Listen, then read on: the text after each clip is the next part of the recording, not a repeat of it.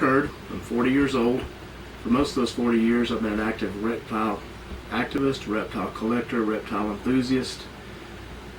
This hobby has led me to many parts of the country, searching for rattlesnakes out on barrier islands all throughout the southeast, as far west as Washington State, searching for northern Pacific rattlesnakes. In January of the year 2010, I was cleaning the cage of this large eastern diamondback rattlesnake here.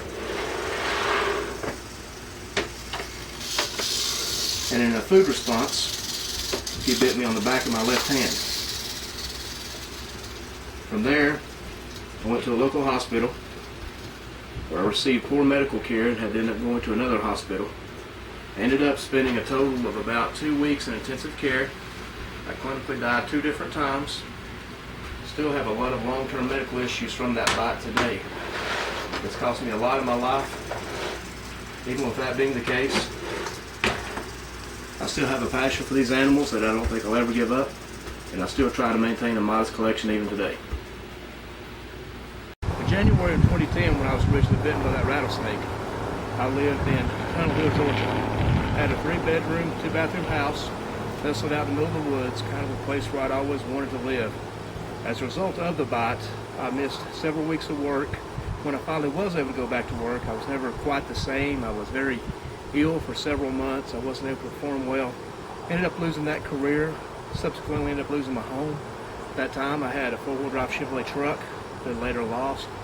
It was 2010. I had a 2010 Nissan car that later I lost. I had a Jeep Cherokee vehicle that I later lost. I had a Harley-Davidson motorcycle that I lost. After everything was said and done, I ended up having to leave Georgia, moved back to my hometown of Virginia, where now I live in this nice mobile home that I paid $1,000 cash for. So I tumbled quite a bit from that bite till now. So now I'm sort of in a rebuilding phase of my life, trying to regather all the things that I lost because of that bite. Still try to maintain a modest collection of snakes. Shortly after moving back home, after I'd lost my home in Georgia, a young lady from France met me through my website and decided she wanted to come to America to learn a little bit about what I do with the snakes. She had been a snake enthusiast beforehand. After coming here and after we spent some time together, we decided we liked each other a little more than just student and teachers, so we decided to get married. So last November I married this young lady here. Her name is Sylvia. She is French, and now I spend a lot of my time teaching her how to handle cobras and rattlesnakes and all the other snakes that we have. She's an excellent student and actually does most of the snake maintenance herself now. I rarely ever have to touch the thing. She just tells me what's going on with it. Say hi, Sylvia.